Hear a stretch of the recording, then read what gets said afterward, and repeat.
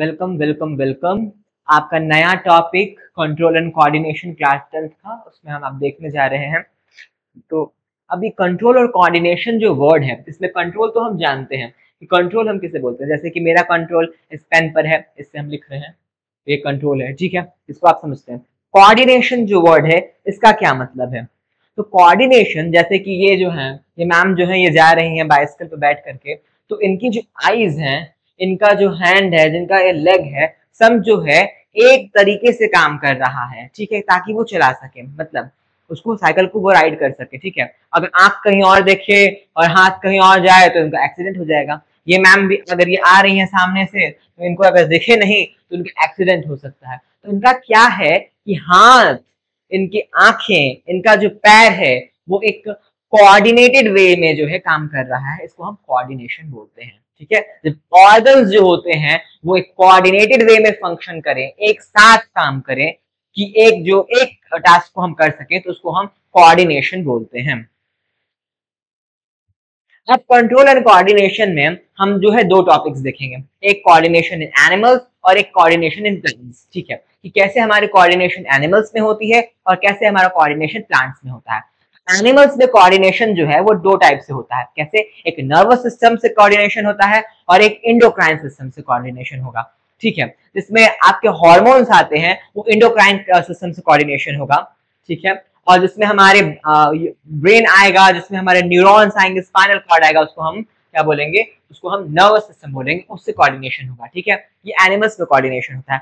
Plants में जो होगा वो मूवमेंट कोऑर्डिनेशन होगा और प्लांट हार्मोन्स होगा। तो उसको हम उनके जब आप सेक्शन पढ़ेंगे, उनका जो एपिसोड देखेंगे, उसमें हम आपको डिस्कशन करेंगे, आपके साथ सब डिस्कशन होगा।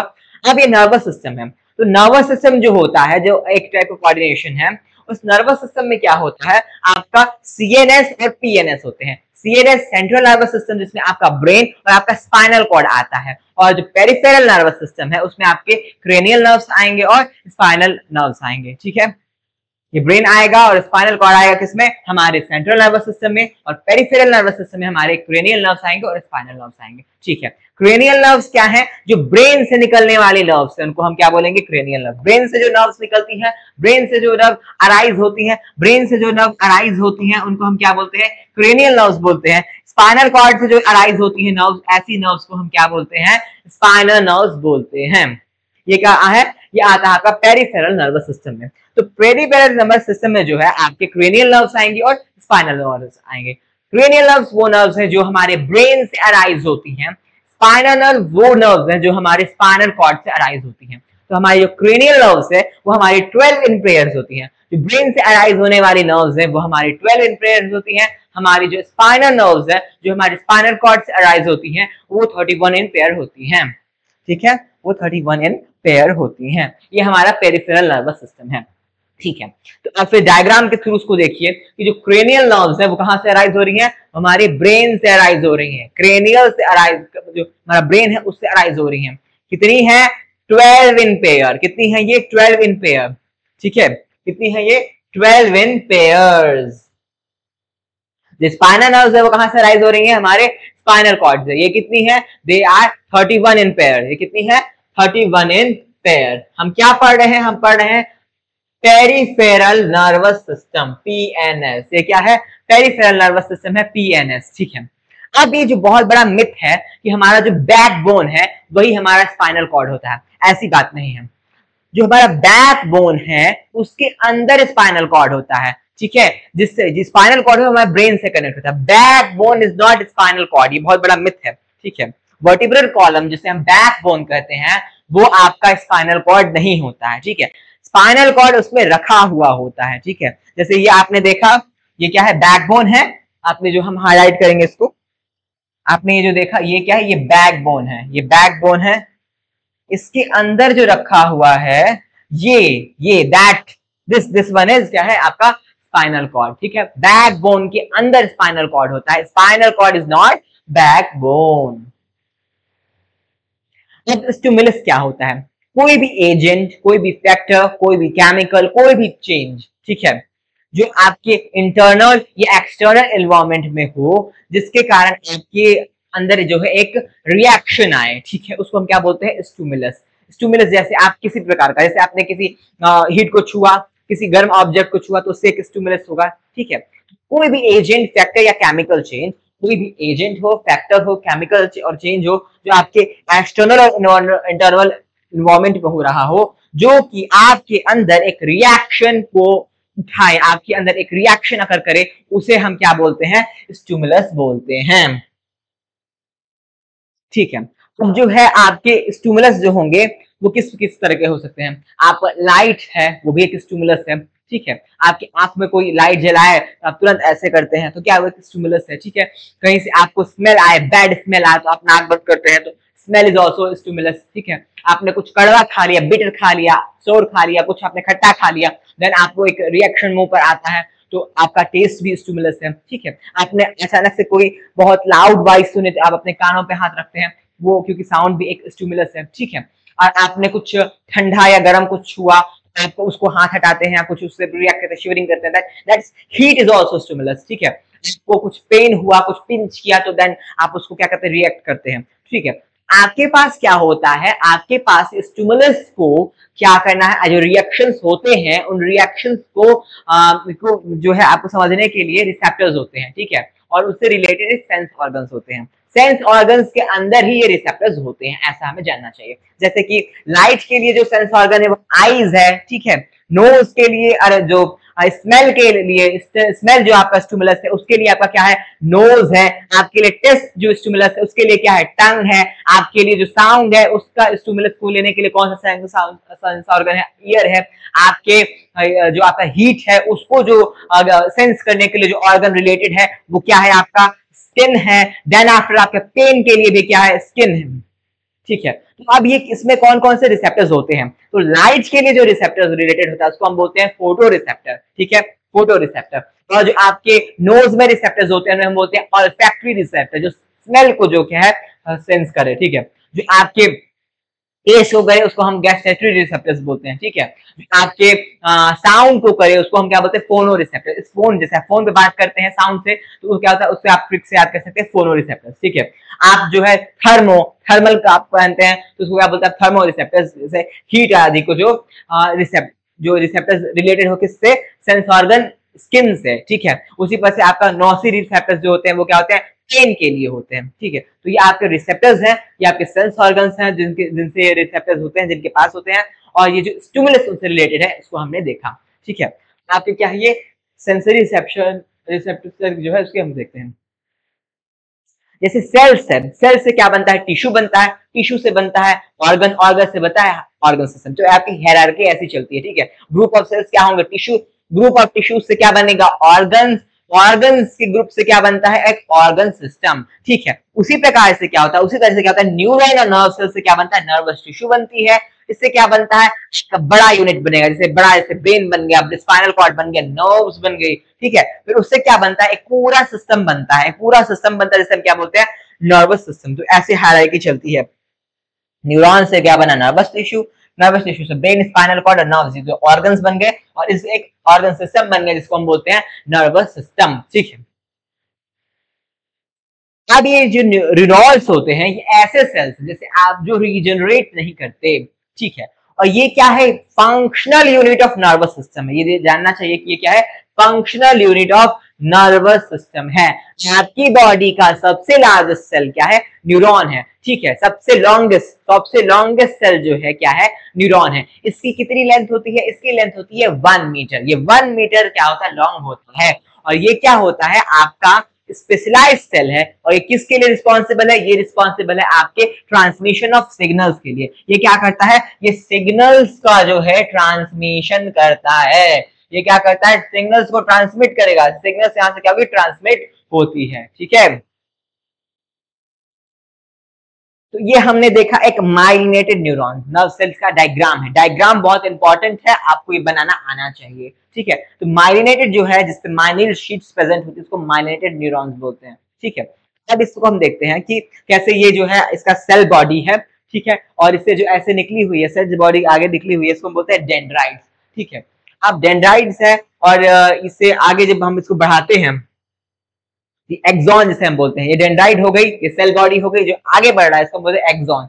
एक्सॉन, और एक्सॉन जो होती है आगे जाकर के एंड करती है, एंड करती है तो knob like structure, bulb like structure बनाती है, जिसको हम क्या बोलते हैं, इसको बोलते हैं हम लोग साइनेप्टिक नॉब। ठीक है, जो आपका एक्सोनल एंड है वो नॉब लाइक स्ट्रक्चर बनाता है, उसके अंदर क्या बोलते हैं, साइनेप्टिक नॉब बोलते हैं, जिसके अंदर हमारे क्या होता है, आपकी जो है एसिटाइल कोलिन आदि जो ये है इसमें प्रेजेंट होता है, तो आप हायर क्लासेस में पढ़ेंगे। ठीक है, तो माइलिनेटेड न्यूरॉन की क्या स्पेसिफिकेशन है कि ये इसमें जो है माइलिन शीट प्रेजेंट होती है ऐसे ऐसे, और जहां जहां माइलिन शीट एब्सेंट होती है, जहां जहां माइलिन शीट एब्सेंट होती है उसको हम लोग बोलते हैं रोड ऑफ रेनवीयर। ठीक है, तो आपने ये देखा माइलिनेटेड न्यूरॉन। अब दूसरा टाइप का जो न्यूरॉन है उसको हम बोलते हैं नॉन माइलिनेटेड न्यूरॉन, जिसमें क्या हो, माइलिन शीट जो है एब्सेंट होती है, माइलिन शीट जिसपे एब्सेंट होती है उसको हम क्या बोलते हैं, नॉन माइलिनेटेड न्यूरॉन। इसमें भी क्या होगा, डेंड्राइट होगा, इसमें भी सेल बॉडी होगा, इसमें भी न्यूरोप्लाज्म होगा, इसमें भी न्यूक्लियस होगा, इसमें के पास भी नर्व एंडिंग है, और जो नर्व एंडिंग जो होता है नॉब लाइक स्ट्रक्चर, इसको हम क्या बोलते हैं, साइनेप्स, वो भी प्रेजेंट होता है। लेकिन इसमें क्या होता है, माइलिन शीट एब्सेंट है और रोड ऑफ रेनवीयर होगा ही नहीं, क्योंकि माइलिन शीट जहां जहां नहीं थी वहां तो हम रोड ऑफ रेनवीयर बोलते थे, लेकिन यहाँ पे माइलिन शीट ही नहीं है तो हम इसमें क्या बोलते हैं, उसको नॉन माइलिनेटेड न्यूरॉन बोलेंगे। साइनेप्स क्या होता है, साइनेप्स क्या होता है कि गैप को हम बोलते हैं। ठीक है, और जो कि दो एडजेसेंट न्यूरॉन्स के बीच में होता है। तो न्यूरॉन्स जो होते हैं वो डेंड्राइट से डेंड्राइट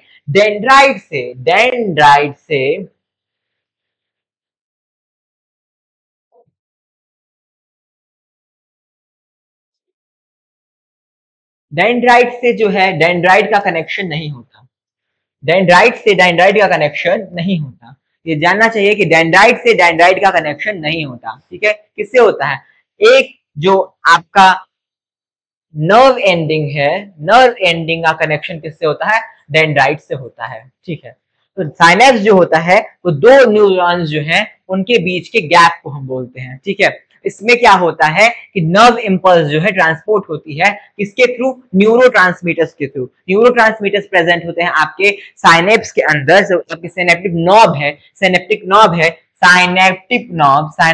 नॉब थी, उसके अंदर क्या होते हैं, न्यूरोट्रांसमीटर्स प्रेजेंट होते हैं। साइनेप्टिक नॉब के अंदर क्या होते हैं, आपके न्यूरोट्रांसमीटर्स प्रेजेंट होते हैं,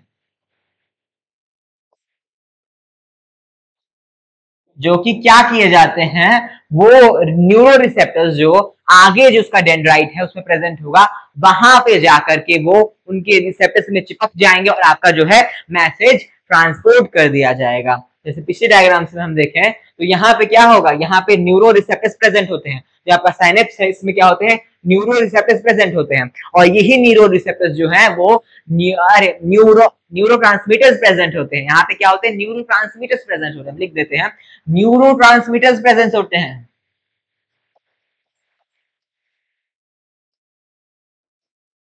जो आगे जाकर क्या करेंगे, न्यूरो रिसेप्टर्स के साथ जाकर चिपक जाते हैं, जो जिससे हमारा क्या होता है, मैसेज ट्रांसपोर्ट होता है।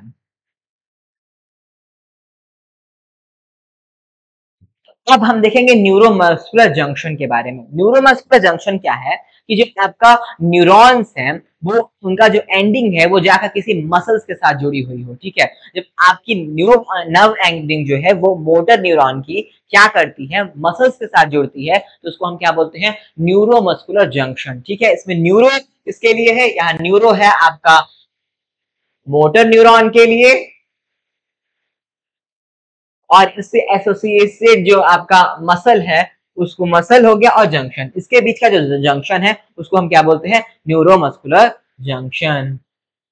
आपका जो पाथवे कैसे काम करता है, आपका पाथवे ऐसे काम करता है कि जो डेंड्राइड्स होती हैं, आपकी जो डेंड्राइड्स होती हैं, आपकी जो डेंड्राइड्स हैं, जो ऐसे डेंड्राइड्स हैं आपकी, डेंड्राइड से क्या करता है, ये सेल बॉडी के अंदर आता है जहां ये प्रेजेंट है, सेल बॉडी से क्या होता है, ये आगे एक्सॉन में बढ़ता है, और एक्सॉन से क्या होता है, ये आगे आपके नर्व एंडिंग में आता है, और नर्व एंडिंग से क्या होता है, यहाँ पे न्यूरोट्रांसमीटर्स होते हैं, न्यूरोट्रांसमीटर्स से क्या होता है, आप आगे जो है डेंड्राइड्स के प्रेजेंट आगे जो न्यूरॉन है उसके पास क्या होता है, उसके पास जो होते हैं डेंड्राइड्स होते हैं, डेंड्राइड्स में क्या होता है, आपके न्यूरोट्रांसमीटर्स जो है यहाँ पे न्यूरोरिसेप्टर्स के पास पहुंचते हैं, उससे क्या होता है, हमारा मैसेज जो है ट्रांसपोर्ट किया जाता है। डेंड्राइट सेल से क्या होता है, नर्व सेल से क्या होता है, सेल बॉडी में आता है, सेल बॉडी से आने के बाद क्या होता है, एक्सॉन में जाता है, एक्सॉन से जाने के बाद क्या होता है, नर्व एंडिंग में जाता है, नर्व एंडिंग में क्या होते हैं, न्यूरोट्रांसमीटर्स होते हैं, न्यूरोट्रांसमीटर्स क्या होते हैं, जो आपका जिस आगे वाला जो इसमें न्यूरॉन नर्व सेल्स है उसके पास वो क्या होते हैं, न्यूरो रिसेप्टर्स होते हैं, वहां पे वो क्या होता है, हमारा सिग्नल आपका इंपल्स जो है वो उसको ट्रांसपोर्ट किया जाता है।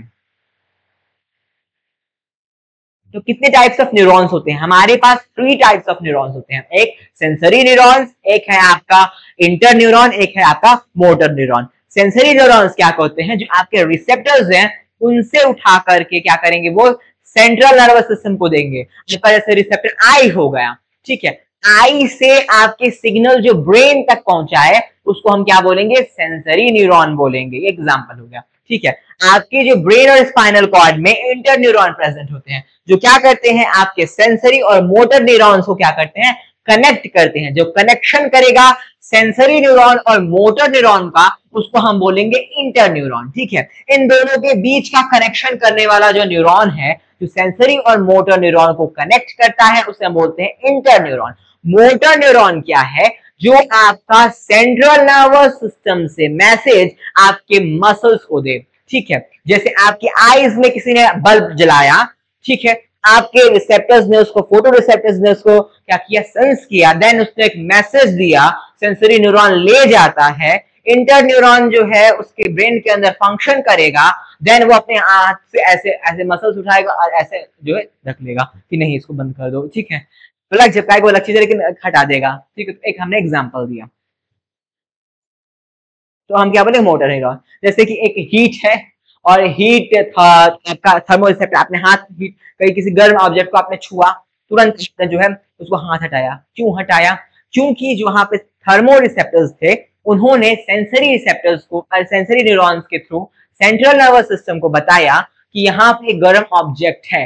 देन जो इंटर न्यूरॉन उसके अंदर सीएनएस के अंदर प्रेजेंट थे, स्पाइनल कॉर्ड ब्रेन के अंदर प्रेजेंट थे, उन्होंने मोटर न्यूरॉन और सेंसरी न्यूरॉन को जोड़ा। तो सेंसरी न्यूरॉन का मैसेज जो है वो सीएनएस तक गया, उन्होंने जोड़ा और मोटर न्यूरॉन को ये मैसेज दिया कि ये जो आपके मसल्स हैं उनको कमांड दीजिए कि यहां से ये हाथ को हटाएं। तो जब क्या हुआ, जो सेंसरी न्यूरॉन थे उन्होंने मोटर यहां से इंटर न्यूरॉन के पास गए सीएनएस के थ्रू, तो क्या हुआ, उन्होंने मोटर न्यूरॉन को बोला, मोटर न्यूरॉन ने इफेक्टर मसल्स को कमांड दिया और क्या हुआ, उन्हें हाथ हटा दिया। तो गर्म ऑब्जेक्ट पे आप हाथ रखते हैं तो क्यों हटा लेते हैं, इसके पीछे का ये इंपल्स ट्रांसपोर्ट का एक पाथवे हमने देखा।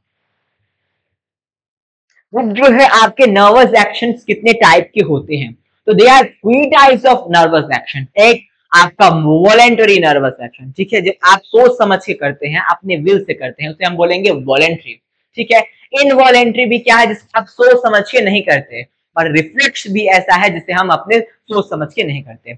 लेकिन इनवॉलेंटरी और रिफ्लेक्स में डिफरेंस ये है कि इनवॉलेंटरी नर्वस सिस्टम में आपका ब्रेन इन्वॉल्व होता है, लेकिन रिफ्लेक्स एक्शन में आपका ब्रेन इन्वॉल्व नहीं होता, ठीक है। थिंकिंग जो है दोनों में इन्वॉल्व नहीं होगी, इनवॉलेंटरी में भी थिंकिंग इन्वॉल्व नहीं होगी, रिफ्लेक्स एक्शन में भी आपकी थिंकिंग इन्वॉल्व नहीं होगी, लेकिन इनवॉलेंटरी में क्या है, आपका ब्रेन इन्वॉल्व होता है, ठीक है। वॉलेंटरी एक्शन आपकी थिंकिंग इन्वॉल्व है, आपका ब्रेन इन्वॉल्व है, जैसे आप सोच समझ के चल रहे हैं, सोच समझ के आप लिख रहे हैं, ठीक है, डांस कर रहे हैं देन आप उसमें सोच समझ रहे हैं, जंप कर रहे हैं आप सोच समझ रहे हैं, ठीक है। जिसमें आप क्या करें, अपनी विल, अपनी थिंकिंग, अपने ब्रेन तीनों का इस्तेमाल करते हैं, उसको हम बोलते हैं उसको बोलते हैं हम वॉलेंटरी एक्शन।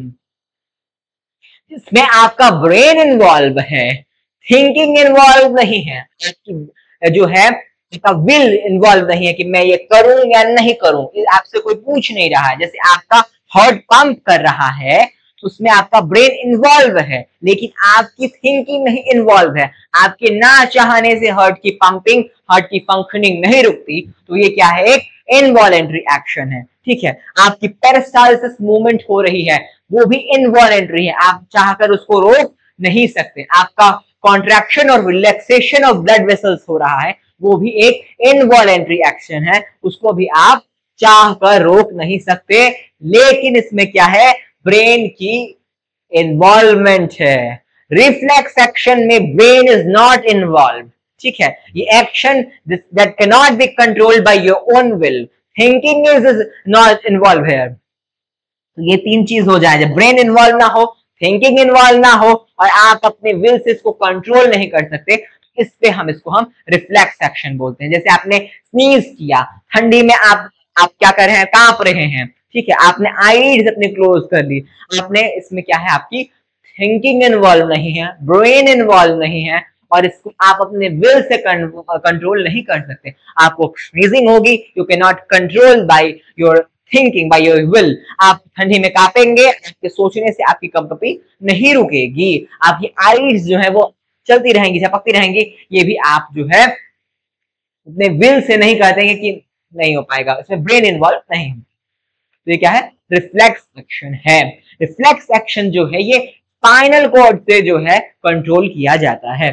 तो आपके स्टिमुलस आई रिसेप्टर्स पे, रिसेप्टर्स जो है सेंसरी और न्यूरॉन के पास गई, फिर स्पाइनल के पास, स्पाइनल कॉर्ड के पास गई, और स्पाइनल कॉर्ड जो है वो मोटर न्यूरॉन को बोला, और इफेक्टर्स के पास वो गई, और क्या हुआ, वहां से रिस्पॉन्स हुआ, ठीक है। तो ये हमने देखा रिफ्लेक्स एक्शन का पूरा पाथवे। इसमें क्या है, रिफ्लेक्स एक्शन में ब्रेन जो है is not involve,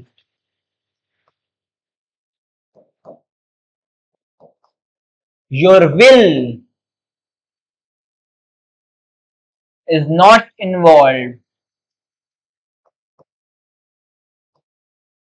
your thinking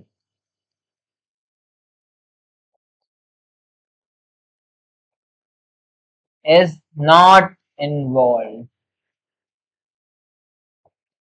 इसकी मेमोरी तो होती है, लेकिन आपका ब्रेन इन्वॉल्व नहीं होता। आप किसी गर्म ऑब्जेक्ट को छूते हैं, तुरंत हाथ हटाते हैं, आप उसमें डिसीजन नहीं ले पाते, जिसको हम क्या बोलते हैं, रिफ्लेक्स एक्शन। कि हमारा ह्यूमन ब्रेन और जो भी उससे रिलेटेड हमारा यूनिट है वो कैसे काम करता है, ठीक है। तो हमारा जो स्कल है, यहाँ पर बोनी जो हमारा स्कल है, उसके अंदर ब्रेन प्रेजेंट होता है, ठीक है। तो इसको क्या बोलते हैं, इसको हम बोलते हैं क्रेनियम, इसे हम लोग बोलते हैं क्रेनियम। जो क्रेनियम है, इसके अंदर क्या होती है कि हमारी 3 कवरिंग्स होती हैं, जिसको हम बोलते हैं क्रेनियल मेनिंजेस। उनको हम क्या बोलते हैं, मेनिंजेस।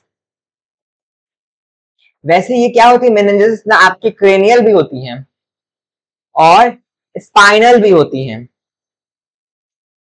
जब ये वर्टिब्रल कॉलम के अंदर जाएंगी तो इसको हम बोलेंगे स्पाइनल मेनिंजेस। जब ये हमारे स्कल के अंदर प्रेजेंट होती हैं तो इनको बोलते हैं हम लोग क्रेनियल मेनिंजेस। तो ये क्या होती है, ये 3 लेयरिंग होती है। पहला पायामेटर होता है, फिर एक्टिनॉइड होता है, फिर डूरामेटर होता है, ठीक है। तो ये कवरिंग 3 लेयर, 3 मेम्ब्रेन की लेयर होती है। उसके अंदर हमारा क्या होता है, ब्रेन होता है। तो सबसे आउटर क्या होती है, हमारी क्रेनियम होती है। सबसे आउटर हमारी क्या होगी, यहाँ पे स्कल की क्रेनियम होगी। तो उसके अंदर क्या होगा, हम जाएंगे तो ड्यूरामेटर आएगा, फिर आइकोलाइट, फिर पायामेटर आता है।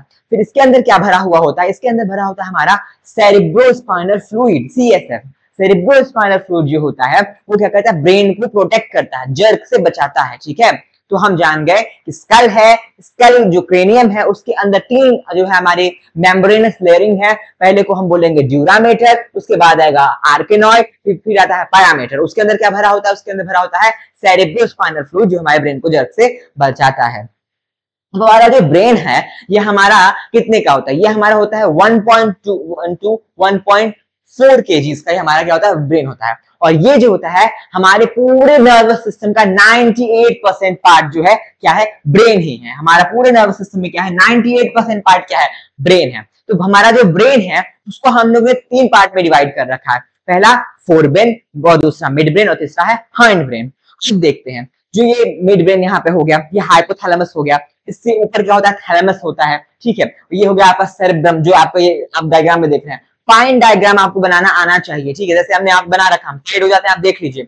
ऐसा फाइन डायग्राम आपको बनाना आना चाहिए, ठीक है। जो हाइंड ब्रेन है उसमें आता है मेडुला ऑब्लंगेटा, पॉन्स, और ये आता है सेरेब्रम। ये जो तीनों है, ये तीनों स्ट्रक्चर्स में आते हैं, ये आते हैं आपके हाइंड ब्रेन में, ठीक है। उसके बाद जो है मेडुला ऑब्लंगेटा से ही जो है हमारी स्पाइनल कॉर्ड अराइज होती है। ये जानने की बात है कि मेडुला ऑब्लंगेटा से क्या होती है, हमारी स्पाइनल कॉर्ड अराइज होती है। ये डायग्राम बहुत इंपॉर्टेंट है, आपको आना चाहिए। तो हमारा हमने देखा कि मिड ब्रेन, हमारा जो ब्रेन है वो 3 पार्ट में डिवाइड है। पहले फोर ब्रेन है जिसको थिंकिंग पार्ट बोलते हैं, फिर मिड ब्रेन है और फिर हाइंड ब्रेन है। हमारा पीछे वाला जो ब्रेन होता है, जो पीछे का पार्ट है उसको क्या बोलते हैं, हाइंड ब्रेन बोलते हैं। अब जो फोर ब्रेन है हमारा, जो वो भी 3 पार्ट में डिवाइडेड है। क्या है, एक सेरिब्रम, थैलेमस, हाइपोथैलेमस। हाइपो का मतलब होता है नीचे, बिलो, ठीक है। जो चीज थैलेमस के नीचे प्रेजेंट होगी उसे हम बोलेंगे हाइपोथैलेमस। अब ये डायग्राम को देखिए, फोर ब्रेन कहां इसमें दिखा रहा है, ये थैलेमस आ गया यहाँ पे, ठीक है।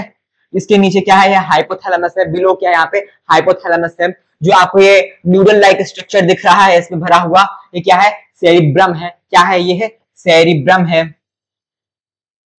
यहां जो आपको देखा वो क्या था, थैलेमस। उसके नीचे बिलो थैलेमस क्या था, बिलो थैलेमस क्या था, हाइपोथैलेमस।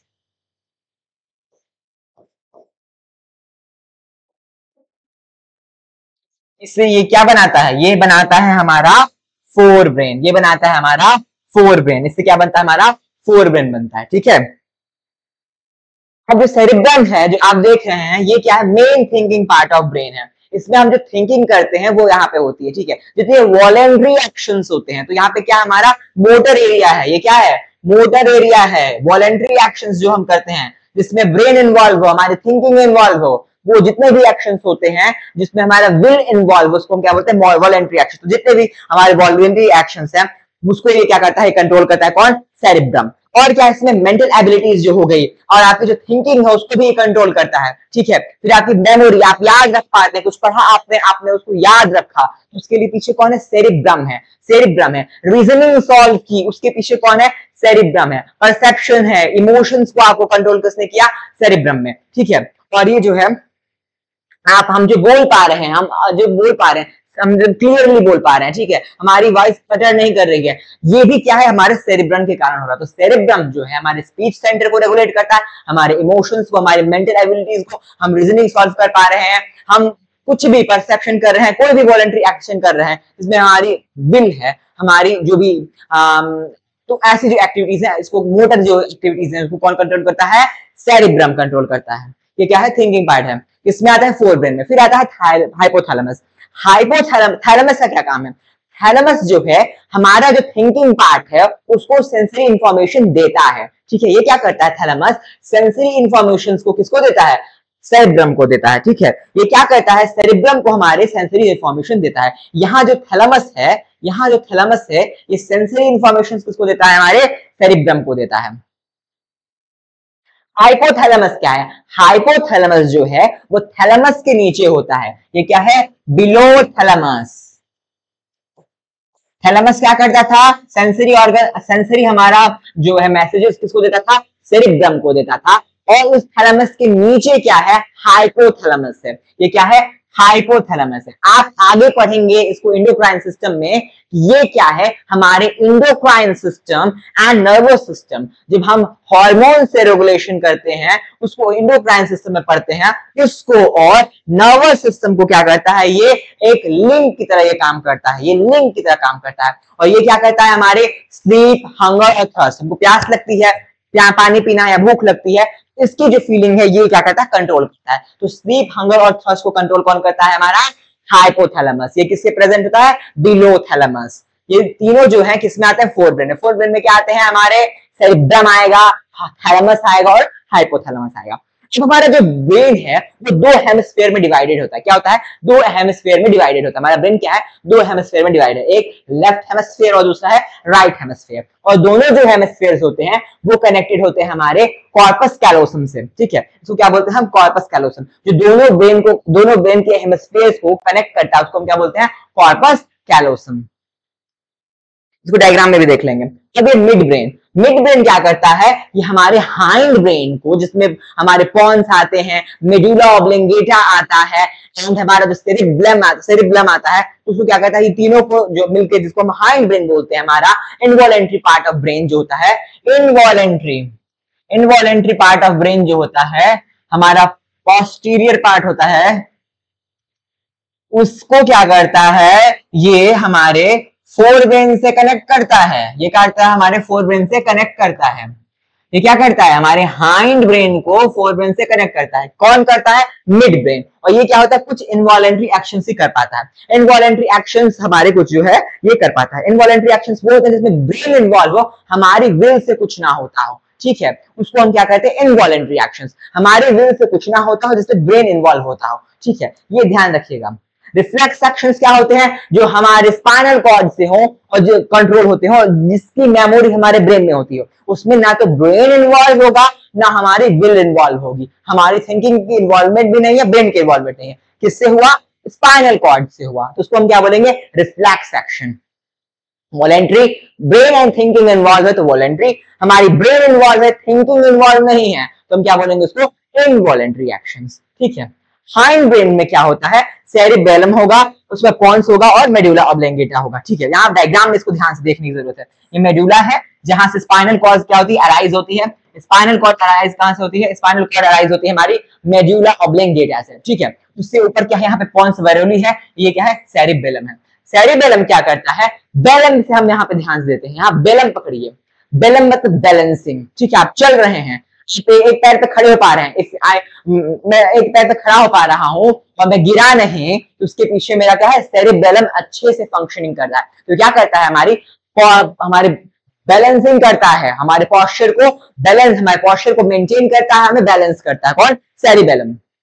पॉन्स क्या करता है, हमारी जो स्लीप साइकिल है, हम स्लीपिंग कर पा रहे हैं, इतने टाइम पर हम सोते हैं, इतने टाइम पर हम उठते हैं, ठीक है, उसको, हमारी जो ब्रीदिंग रेट है उसको क्या करता है, कंट्रोल करता है। पॉन्स हमारी क्या करता है, ब्रीदिंग रेट कंट्रोल करता है एंड स्लीप साइकिल को भी कंट्रोल करता है, ठीक है। मेडुला ऑब्लेंगेटा क्या करता है, जैसे हमारा ब्लड प्रेशर हो गया, हमारे मुंह में पानी आ रहा है, सेलिवेशन हो गया, हमें उल्टियां हो रही हैं, उसको भी ये क्या करता है, कंट्रोल करता है। ये क्या करता है, ये क्या करता है, इसको जो हमारे इनवॉलेंट्री एक्शन है, ब्लड प्रेशर हो गया, हमें उल्टी आ रही है, हमें जो है सेलिवेशन हो रहा है, मुंह में पानी आ रहा है कुछ फूड आइटम देख के, तो किसके कारण हो रहा है, वो मेडुला ऑब्लेंगेटा के कारण हो रहा है। सिस्टम क्या होता है, कैसे फंक्शन करता है, और एक एक ग्लैंड के बारे में हम पढ़ेंगे। तो देखिए हमारे एंडोक्राइन ग्लैंड्स होते क्या हैं। एंडोक्राइन ग्लैंड्स क्या होते हैं कि ये एक डक्टलेस ग्लैंड्स होते हैं। एंडोक्राइन ग्लैंड्स हैं, ये है डक्टलेस ग्लैंड। इसमें क्या होता है, डक्ट्स नहीं होते, इसमें क्या होती है, ऐसे डक्ट जो होती है नहीं होती, डक्ट नहीं होती है, ये क्या है, डक्टलेस ग्लैंड्स है, ठीक है। और ये क्या करते हैं, ये हार्मोन्स का सिक्रेशन करते हैं। अब आगे देखेंगे कि ये हार्मोन सब क्या है, हार्मोन सब क्या है। अभी हमने देखा क्या है, एंडोक्राइन ग्लैंड्स क्या है, डक्टलेस है, इसमें डक्ट्स नहीं है, डक्ट जो है नहीं है, ठीक है, ये डक्टलेस ग्लैंड्स है। और ये क्या करते हैं, ये हमारे हार्मोन्स सिक्रेशन करते हैं। देखेंगे हार्मोन्स, तो हार्मोन्स क्या होते हैं कि नॉन न्यूट्रिएंट केमिकल्स होते हैं, और ये क्या है, ये इंटरसेलुलर मैसेंजर्स हैं, ठीक है, मैसेंजर्स होते हैं, दे आर मैसेंजर्स। ये क्या है, ये मैसेंजर होते हैं, और ये क्या है, ये है नॉन न्यूट्रिएंट केमिकल्स, ठीक है। और ये बहुत ही छोटे अमाउंट में, बहुत ही लिटिल फॉर्म में आपके बॉडी में क्या होते हैं, प्रोड्यूस किए जाते हैं, और इसको क्या कहेंगे, बहुत ट्रेस अमाउंट में ये क्या कहते हैं, ये इनका प्रोडक्शन हमारी बॉडी में होता है। तो ये जो है ना, आगे आप जब क्लास 11th में कोई बायोलॉजी करता है तो वो पढ़ेगा कि उसमें भी लिपिड और प्रोटीन के दो हार्मोन्स होते हैं, और उनकी अलग अलग फंक्शनिंग है कि वो कैसे मैसेजेस उसको ट्रांसपोर्ट करते हैं। तो मैसेंजर वाला जो टर्म है, ये आपको हम क्लास 11th में पढ़ाएंगे कि कैसे ये लिपिड और प्रोटीन दो तरह के जो है हार्मोन्स होते हैं, लिपिड के भी और प्रोटीन के बने हुए दो तरह के हार्मोन्स होते हैं, और ये कैसे अलग अलग तरीके से जो है हमारे यहाँ मैसेज को ट्रांसपोर्ट करते हैं, मैसेज को जो पहुंचाते हैं सेल्स के पास। तो सेलुलर मैसेजेस है ये हार्मोन्स। आपके एंडोक्राइन सिस्टम जो है, आपके जो बुक में दिया हुआ है, उसमें हाइपोथैलेमस आता है, पेनियल बॉडी आती है, पिट्यूटरी ग्लैंड आता है, थायराइड, पैराथायराइड। पैराथायराइड जो है, आपका जो थायराइड ग्लैंड है वो सामने है, और इसके बैक साइड में क्या होता है, बैक साइड में पैराथायराइड आपके जो है ग्लैंड्स होते हैं। पैराथायराइड हार्मोन जो है आपके back side of thyroid gland होता है।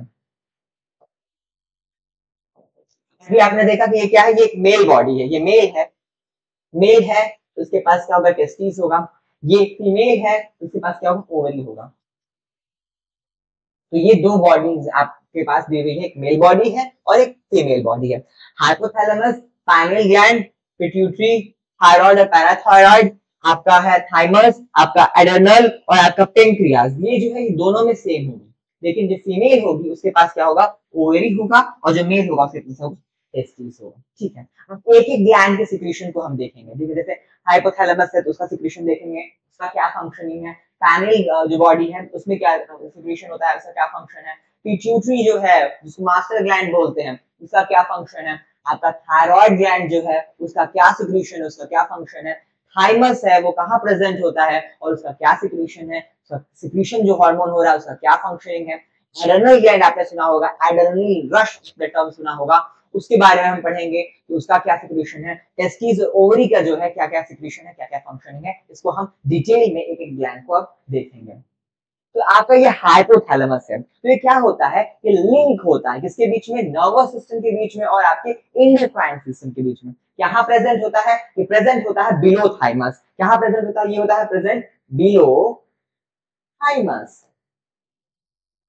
Below thalamus, sorry below thalamus. Hypothalamus क्या होता है, बिलो थैलेमस। हाइपो का मतलब ये है क्या, बिलो। ये क्या कहता है, it acts like a link between nervous system and endocrine system. ये क्या करेगा, नर्वस सिस्टम और एंडोक्राइन सिस्टम के बीच में एक लिंक की तरह काम करता है। और ये जो है रिलीजिंग हार्मोन नाम का जो हार्मोन है सिक्रीट करता है। क्या करता है, रिलीजिंग हार्मोन। और ये क्या करता है, आपकी जो पिट्यूटरी ग्लैंड है, आपकी जो पिट्यूटरी ग्लैंड है, पिट्यूटरी ग्लैंड है, इसको क्या करेगा, इस पिट्यूटरी ग्लैंड को स्टिमुलेट कर देगा हार्मोन्स के सिक्रीशन। फर्दर जो हार्मोन्स के सिक्रीशन होंगे उसके लिए क्या करता है, आपकी पिट्यूटरी ग्लैंड को स्टिमुलेट करता है। कौन, रिलीजिंग हार्मोन। रिलीजिंग हार्मोन कहां से सिक्रीट होता है, आपके हाइपोथैलेमस से। हाइपोथैलेमस से क्या होता है, आपका रिलीजिंग हार्मोन सिक्रीट होता है।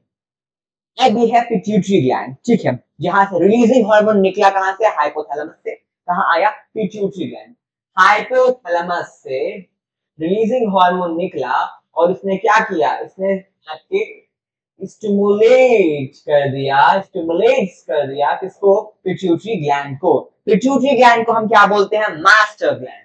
ये क्या करता है, एक ग्रोथ हार्मोन नाम का जो है हार्मोन सिक्रीट करता है, जो आपकी बॉडी की ग्रोथ कराएगा। आपकी बॉडी की ग्रोथ कैसे कराएगा, आपकी जो है मसल्स को ग्रोथ कराएगा, आपकी बोन्स का डेवलपमेंट कराएगा। ठीक है, और अगर ये जो है बहुत अधिक हो जाए, तो आपने जगह जाइंट्स होते हैं, एक्सेस सिक्रीशन हो जाए, एक्सेस सिक्रीशन हो जाए किसका, यहाँ से पीने या पिट्यूटरी ग्लैंड से किसका, ग्रोथ हार्मोन का, तो उसको क्या होता है, जाइंट हो जाते हैं। ठीक है, जाइंट हो जाते हैं, गिगांटिज्म बोलते हैं इसको। और अगर बहुत ही कम हो जाए, कोई ही नहीं, बहुत लेस हो जाए, तो क्या होगा, उसमें डार्क हो जाते हैं, लोग बौने हो जाते हैं, उनकी ग्रोथ क्या हो जाती है, वो रुक जाती है, वो क्या होते हैं, छोटे दिखते हैं। ठीक है, इसको हम देखें।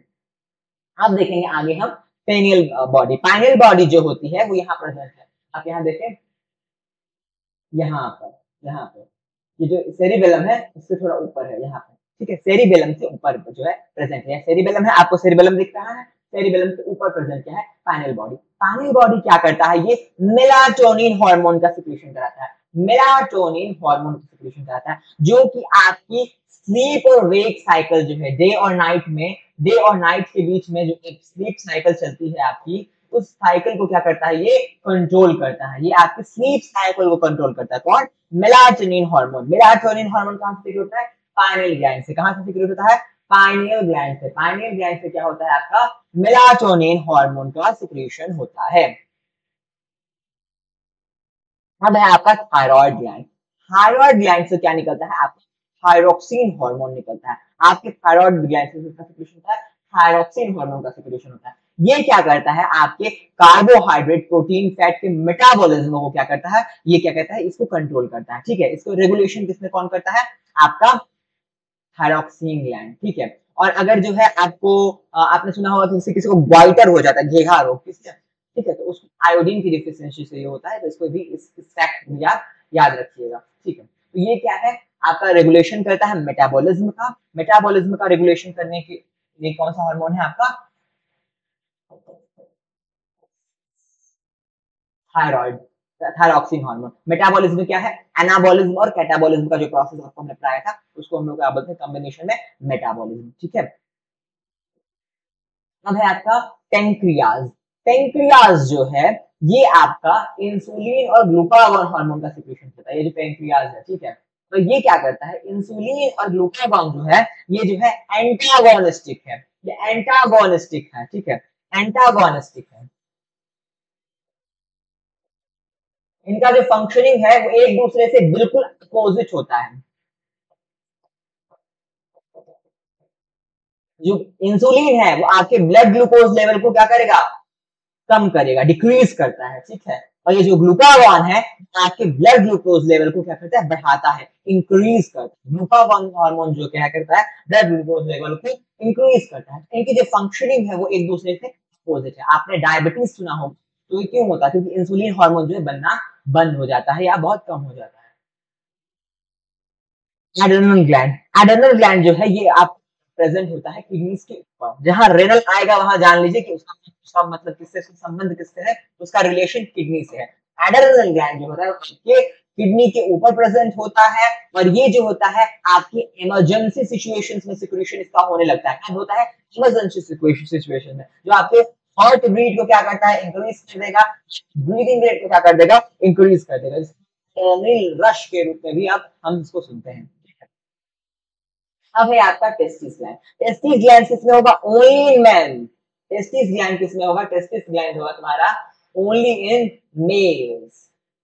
ये क्या करेगा, सिक्रीशन कराएगा आपका टेस्टोस्टेरोन हार्मोन का, और ये क्या करता है आपका सेकेंडरी सेक्सुअल कैरेक्टरिस्टिक्स को ग्रोथ करता है, जैसे कि आपका बियर्ड, फेशियल हेयर्स आते हैं, प्यूबिक हेयर्स आते हैं, ठीक है, और आपके जो है वॉइस क्रैक हो जाती है,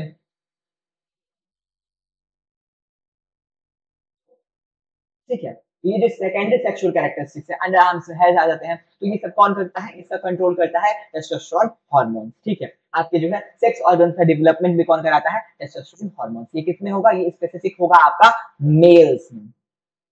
फिर आपका आता है ओवरीज। ओवरीज किससे प्रेजेंट होती है, ओवरीज प्रेजेंट होती है आपके फीमेल्स में, और ये क्या करते हैं, एस्ट्रोजन और प्रोजेस्टेरॉन हार्मोन का सिक्रीशन कराते हैं। ये क्या होगा, फीमेल्स में जो सेकेंडरी सेक्सुअल कैरेक्टरिस्टिक्स होंगे, जैसे कि मेमोरी ग्लैंड का आपका डेवलपमेंट हो गया, आपका जो है मेंस्ट्रुअल साइकिल हो गया, आपका सेक्स ऑर्गन्स का जो है मेंटेनेंस हो गया, और जो है प्रेगनेंसी का मेंटेनेंस हुआ, सेक्स ऑर्गन्स का डेवलपमेंट हो गया, और प्रेगनेंसी को जो है मेंटेन कौन करता है, प्रेगनेंसी को मेंटेन भी आपका ये हार्मोन्स करते हैं। तो ये भी किसमें होती है, ये होते हैं केवल फीमेल्स में। ओवरीज किसमें होते हैं, फीमेल्स में। अब हम देखते हैं ये थाइमस ग्लैंड। थाइमस ग्लैंड जो होता है वो थाइमोसिन हार्मोन का सिक्रीशन करता है। ये क्या करेगा, आपके टी लिम्फोसाइट डब्ल्यूबीसी का क्या करता है, मैचुरेशन करने में, उसका क्या कहता है, मैचुरेशन करने में, उसको उसको मेंटेनेंस करने में डब्ल्यूबीसी के मेंटेनेंस में फंक्शनिंग है। तो आपके मैचुरेशन में इसका फंक्शनिंग है, किसके, डब्ल्यूबीसी, ठीक है। टी लिम्फोसाइट्स के मैचुरेशन में क्या है, ये हेल्पफुल होता है। कौन, थाइमस ग्लैंड से निकलने वाला थाइमोसिन, थाइमस ग्लैंड से निकलने वाला थाइमोसिन, थाइमस ग्लैंड से निकलने वाला थाइमोसिन। यहाँ देख लीजिए थाइमस ग्लैंड कहाँ प्रेजेंट है, ठीक है, यहाँ पे आपका प्रेजेंट होता है थाइमस ग्लैंड। फिर आता है पैराथायरॉयड ग्लैंड। पैराथायरॉयड जो ग्लैंड है, पैराथायरॉयड ग्लैंड प्रेजेंट होता है behind thyroid gland, back side, back view है, पैराथायरॉयड ग्लैंड होता है। ये क्या करता है, आपके ब्लड के कैल्शियम लेवल को मेंटेन कराता है। कौन, पैराथायरॉयड ग्लैंड से निकलने वाला पैराथायरॉयड। पेंक्रियाज जो होते हैं उनको हेटेरोक्राइन ग्लैंड कहा, क्यों, जैसे आपने जो है न्यूट्रिशन चैप्टर, आपने जो है लाइफ प्रोसेस चैप्टर में न्यूट्रिशन में ह्यूमन का जो आपने पढ़ा था डाइजेस्टिव सिस्टम के बारे में, तो पढ़ा होगा कि जो ये एक्सोक्राइन ग्लैंड है, इसमें डक्ट जब प्रेजेंट होती है तो इसको हम कहते हैं एक्सोक्राइन ग्लैंड। डक्ट यहाँ पे होगा तो ये क्या करता है, पेंक्रियाटिक जूसेस छोड़ता था, कौन से, ट्रिप्सिन थे, अमाइलेज था, और लाइपेज। तो ये क्या करता था, पेंक्रियाटिक जूसेस जो है इसका सिक्रेशन कराता था। तो ये क्या था, एक एक्सोक्राइन ग्लैंड था। अब ये हार्मोन्स का सिक्रेशन कराता है कौन, इंसुलिन और ग्लूकागॉन, ठीक है। तो ये क्या करता है, ये डिक्रीज करता है आपका ग्लूकोज लेवल को, ये इंक्रीज करता है आपका ग्लूकोज लेवल। तो ये क्या करता है, दो हार्मोन्स का भी सिक्रेशन करा दिया है। ये क्या है, एंडोक्राइन ग्लैंड है। एंडोक्राइन किसे बोलेंगे, जिसमें डक्ट डक्ट जो हो वो प्रेजेंट नहीं हो, और जो आपका एक्सोक्राइन ग्लैंड कौन सा होता है, जिसमें डक्ट प्रेजेंट हो। फिर आप देखेंगे कि ये कैसे कंट्रोल होता है, आप देखेंगे कि हार्मोन्स का सिक्रेशन कैसे कंट्रोल होता है। जब आपका जैसे कि ग्रोथ हार्मोन हो गया, फॉर एग्जांपल हमने देखा कि ग्रोथ हार्मोन हो गया, तो ग्रोथ हार्मोन का जब सिक्रीशन एक लेवल से ऊपर बढ़ता है तो वो आपकी बॉडी क्या करती है, फीडबैक देना शुरू करती है, अब इसे बंद किया जाए ना तो एक्सेसिव ग्रोथ हो जाएगी, तो ठीक है। तो ये क्या करती है, बॉडी फीडबैक देती है उसको रोकने के लिए। एक्सेसिव हो जाता है सिक्रीशन तो उसके लिए हमारी बॉडी फीडबैक देती है, तो इसे हम बोलते हैं फीडबैक मैकेनिज्म। फीडबैक मैकेनिज्म क्या होता है, हमारा बॉडी में हार्मोन्स का सिक्रीशन कंट्रोल किया जाता है। अब देखेंगे कि हमारी जो बॉडी है उसमें कभी भी हार्मोन्स जो है स्टोर नहीं किए जाते हैं, बहुत ही ट्रेस अमाउंट में पहले तो इनका प्रोडक्शन होता है, ट्रेस अमाउंट में क्या होता है, इनका प्रोडक्शन होता है, और ये बॉडी में कभी भी स्टोर नहीं किए जाते हैं। भी आपने सब देखेंगे डिटेल में कि हमारा कैसे कोऑर्डिनेशन होता है प्लांट बॉडी के अंदर। तो अब हमें जो है दो मूवमेंट्स के बारे में पढ़ेंगे, ठीक है। कुछ स्पेशलाइज्ड प्लांट के अंदर मूवमेंट्स होते हैं और कुछ जो है सारे प्लांट्स के अंदर होते हैं। जो हमारा ट्रॉपिक मूवमेंट होता है, जो हमारा ग्रोथ डिपेंडेंट मूवमेंट है, वो क्या होता है, सारे प्लांट बॉडीज के होता है, ठीक है, सारे प्लांट बॉडी के अंदर होता है विदाउट एनी एक्सेप्शन। लेकिन जो हमारे कुछ स्पेशलाइज्ड प्लांट है, जैसे आपने छुई मुई का पौधा देखा होगा, उसको आप छूते हैं तो उसकी लीव्स जो होती हैं कुछ विल्ट हो जाती हैं, ठीक है, श्रिंक हो जाती हैं। तो क्या होता है, ये हमारा ग्रोथ इंडिपेंडेंट है लेकिन इमीडिएट है, फिर क्या होता है, उसकी लीव्स वापस जो है नॉर्मल हो जाती हैं, ठीक है। उसको हम क्या बोलेंगे, नास्टिक मूवमेंट बोलेंगे। क्या होता है वो, नास्टिक मूवमेंट होता है, उसको हम बोलते हैं नास्टिक मूवमेंट, ठीक है। तो जो ट्रॉपिक मूवमेंट होता है वो क्या होता है, ग्रोथ डिपेंडेंट होता है और एक है स्लो एक्शन होता है, ठीक है, ठीक है। अब क्या होता है, इसको डिटेलिंग करें तो ग्रोथ डिपेंडेंट मूवमेंट है, ट्रॉपिक मूवमेंट क्या है, ग्रोथ डिपेंडेंट मूवमेंट है। हमारा नास्टिक मूवमेंट जो होता है प्लांट बॉडी के अंदर वो क्या है, ग्रोथ इंडिपेंडेंट मूवमेंट होता है। ये क्या होता है, हमारा डायरेक्शनल मूवमेंट होता है और स्टिमुलस के अकॉर्डिंग ये चलता है, ठीक है। ये क्या होता है, ये हमारा होता है नॉन डायरेक्शनल मूवमेंट, ठीक है। ये क्या है, हमारा नास्टिक मूवमेंट क्या है, टेम्परेरी है और रिवर्सिबल है, अभी हुआ, अभी ये क्या है, नॉर्मल अपने स्टेट में आ जाएगा। लेकिन हमारा ट्रॉपिक मूवमेंट जो होता है वो हमारा मोर और लेस क्या है, परमानेंट है और इरिवर्सिबल है, रिवर्स नहीं हो सकता। अब हम देखेंगे कि जो हम ट्रॉपिक मूवमेंट के अंदर देखेंगे, ट्रॉपिक मूवमेंट के अंदर जो है, जो कि परमानेंट मूवमेंट है, ट्रॉपिक मूवमेंट जो हमारा परमानेंट मूवमेंट है, उसके अंदर हम देखेंगे फोटोट्रॉपिज्म के बारे में। फोटो का मतलब होता है लाइट और ट्रॉपिज्म का मतलब होता है ग्रोथ। फोटो का मतलब होता है लाइट और ट्रॉपिज्म का मतलब होता है ग्रोथ। अब क्या हुआ कि जब आपका ग्रोथ हो लाइट से अवे तो उसे हम क्या बोलेंगे, निगेटिव फोटोट्रॉपिज्म।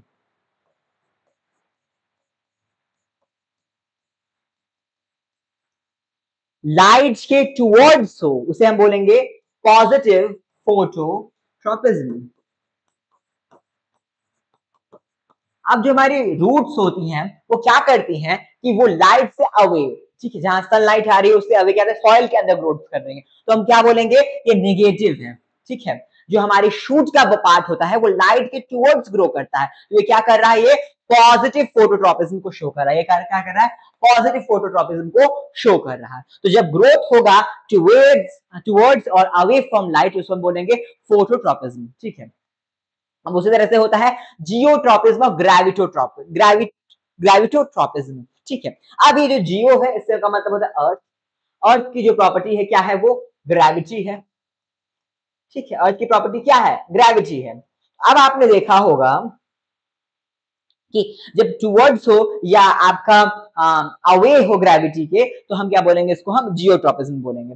अब जो है आपकी जो रूट्स होती हैं वो ग्रेविटी के टुवर्ड्स होती है तो उसको क्या बोलेंगे, पॉजिटिव। और जो हमारी शूट होती है वो क्या होती है, ग्रेविटी के अवे होते हैं तो हम क्या बोलेंगे उसको, निगेटिव। तो जो हमारी रूट पार्ट है वो क्या है, पॉजिटिव जियोट्रॉपिज्म शो कर रही है, हमारी शूट पार्ट क्या कर रही है, निगेटिव जियोट्रॉपिज्म शो कर रही है। बिल्कुल उल्टा हो गया। हमने क्या पिछली बार देखा, हमने देखा कि हमारा जो शूट है वो क्या कर रहा था, वो पॉजिटिव था और हमारा रूट जो था वो निगेटिव था, ठीक है। जब हमारे टुवर्ड्स जाते हैं तो हम उसे क्या बोलेंगे, पॉजिटिव। अवे जाएंगे तो क्या बोलेंगे हम उसे, निगेटिव, ठीक है। लाइट के टुवर्ड्स गए तो पॉजिटिव फोटोट्रॉपिज्म, लाइट के अवे गए तो निगेटिव फोटोट्रॉपिज्म। अब इसमें हमने क्या किया, ग्रेविटी के टुवर्ड्स गए तो पॉजिटिव जियोट्रॉपिज्म, ग्रेविटी के अवे गए तो निगेटिव जियोट्रॉपिज्म। अब उसी तरह से हम आगे देखते हैं हाइड्रोट्रॉपिज्म। हाइड्रो का मतलब होता है वाटर, जब वाटर के टुवर्ड्स जाएगा तो हम बोलेंगे पॉजिटिव हाइड्रोट्रॉपिज्म।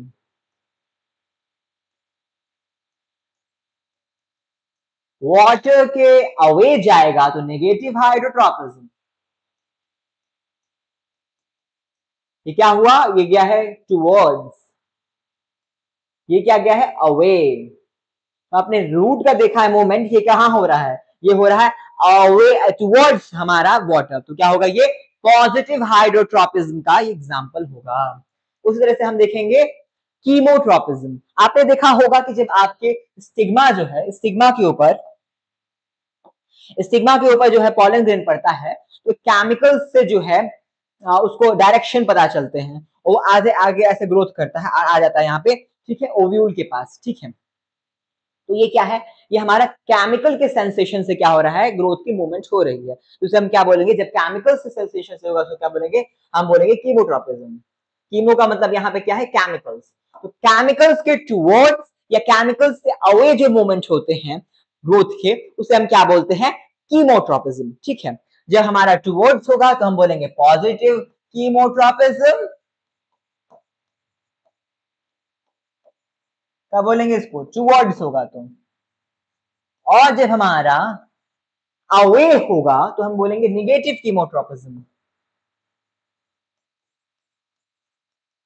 तब बोलेंगे निगेटिव कीमोट्रोपिज्म, जब हमारा ग्रोथ जो हो रहा होगा वो अवे होगा, हम बोलेंगे निगेटिव कीमोट्रोपिज्म। उसी तरीके से हमारा है थिग्मोट्रोपिज्म। थिग्मो का यहाँ मतलब क्या होगा, व्हाट्स मीनिंग ऑफ थिग्मो हियर, थिग्मो का मतलब होगा टच, टच, ठीक है। टच के सेंसेशन से जब हमारी कोई भी मूवमेंट होगी ग्रोथ की, कब होगी, या तो टुवर्ड्स होगी या अवे होगी। टुवर्ड्स होगी तो हम बोलेंगे पॉजिटिव थिग्मोट्रोपिज्म, हमारी अगर अवे होगी तो हम बोलेंगे निगेटिव थिग्मोट्रोपिज्म, ठीक है, टच से होगी तो।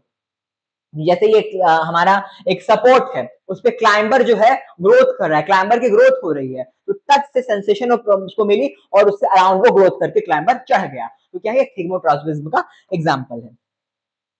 अब हम देखेंगे, जैसे अब हमने एनिमल हार्मोन्स देखे, उसी तरह से हमारे प्लांट बॉडी के अंदर भी कुछ हार्मोन्स होते हैं, ठीक है। अब एक स्टोरी हम डिस्कस करेंगे कि क्या हुआ एक बार कि कुछ लोगों ने जो ऑरेंजेस थे, राइप ऑरेंजेस को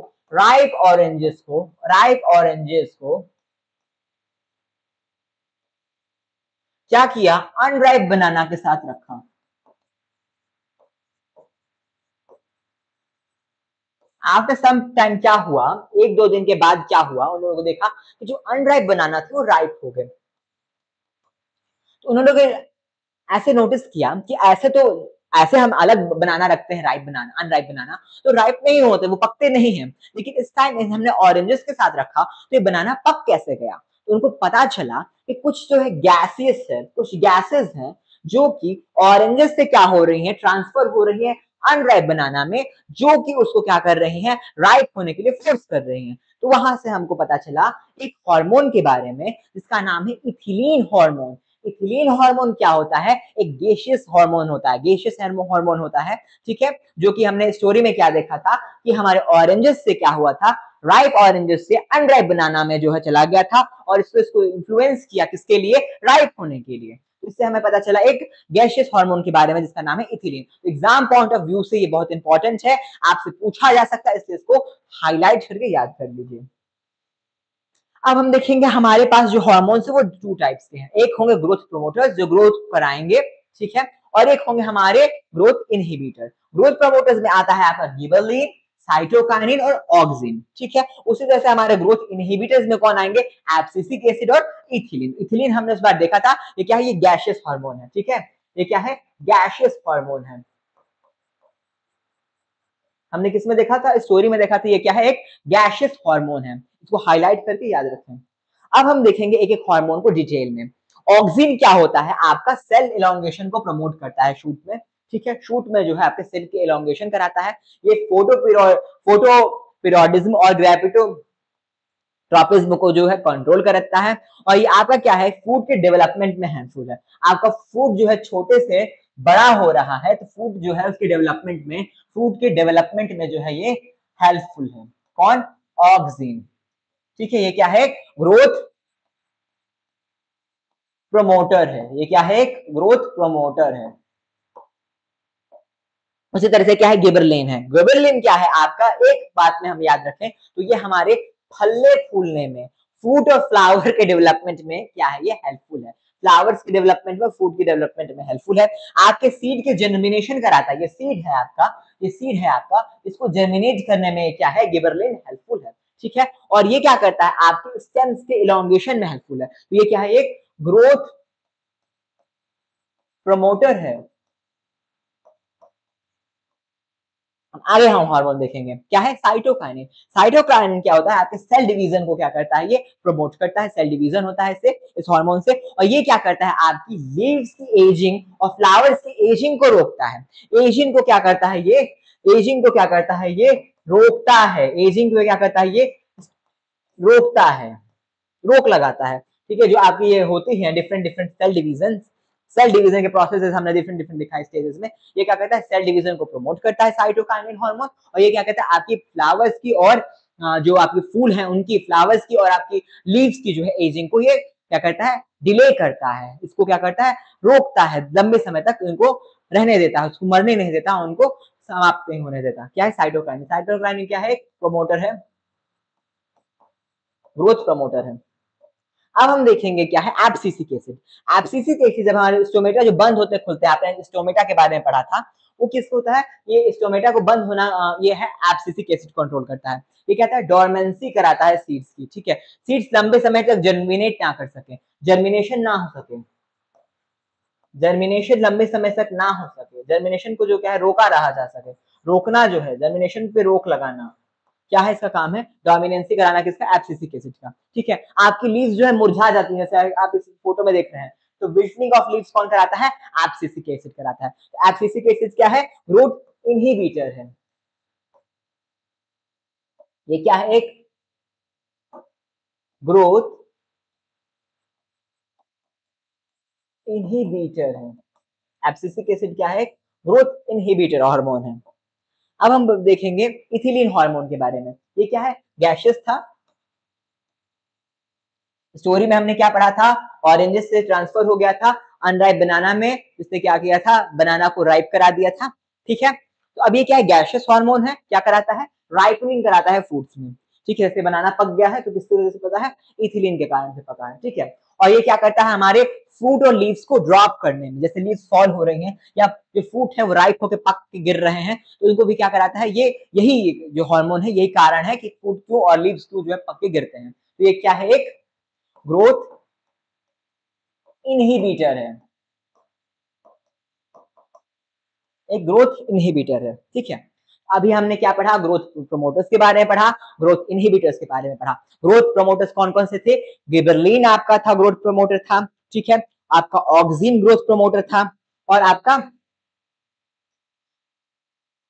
साइटोकाइनिन क्या था, ग्रोथ प्रमोटर था। उसी तरह से ग्रोथ इनहिबिटर कौन से थे, इथिलीन थे और एब्सिसिक एसिड थे। ठीक है, आई होप आपको हार्मोन्स और ये सब चीजें समझ में आई हो। इसको रिवाइज कीजिए और एक